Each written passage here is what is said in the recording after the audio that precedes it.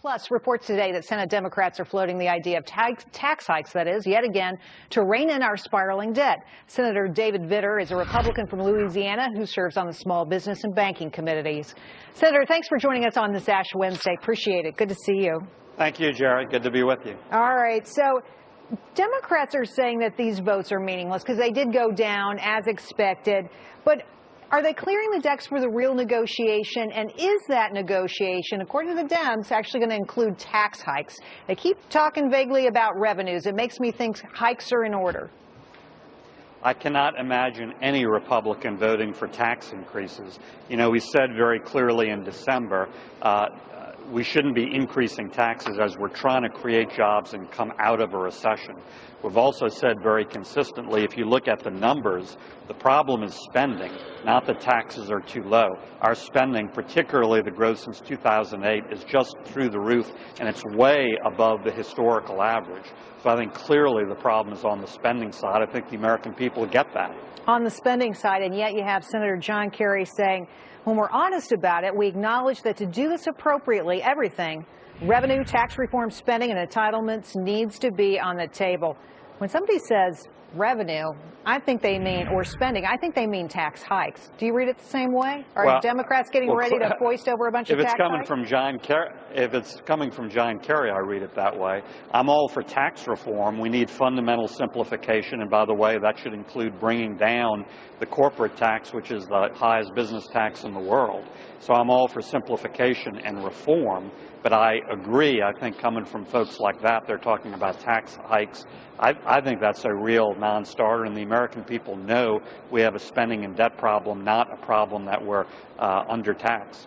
Well, you know, I thought last week that maybe the two sides might be coming together. There were some meetings. The vice president got involved. They had big meetings in his office.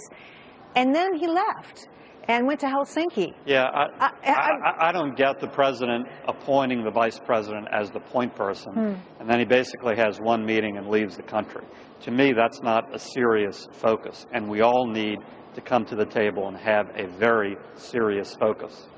Do you want to see the president lead here? I mean, yeah, he handed it off to his vice president, his number two, abdicated responsibility. And where is his voice really in this? I think he does need to lead, particularly on the big issues like entitlement reform. That has to be done in a bipartisan way, and it has to start with presidential leadership, whoever is president. And unfortunately, the president's just been abdicating his leadership role in all of that. It's not just me as a Republican saying, it's the Washington Post editorial board. It's many, many others. All right. Well, you know, I was talking about the hunt for revenues and the discussion of where we raise taxes next. Let me give you a couple examples that you can respond to. First of all, Senator Chuck Schumer saying the dirty little secret about the Republican spending plan is that once the dust settled, it would only decrease the deficit by $5 billion in FY 2011. So he's knocking the Republican plan. And then he also says, well, if Chuck Schumer is saying that even the House Republican plan isn't enough, I agree. But if he's serious about that, he should propose more, not a whole lot less. The plan he supports would cut spending by less than what we accumulate every new day in terms of debt. That's ridiculous. Ridiculous. It seems to me that, you know, Senator, people are just taking pot shots here. They're just, you know, finding something to complain about in everybody's plan, and we're not getting anywhere at all. I'm afraid in just a few days we'll be right at the door of, you know, having a government that has no money at all. Well, unfortunately, we are. Nobody that I know wants the government shut down. We should avoid that. But we can't just go on our merry way like nothing's wrong with our spending path and our debt path. It is completely unsustainable, and it will lead to an economic crisis unless we take action now. It's not a matter of if, it's just a matter of when.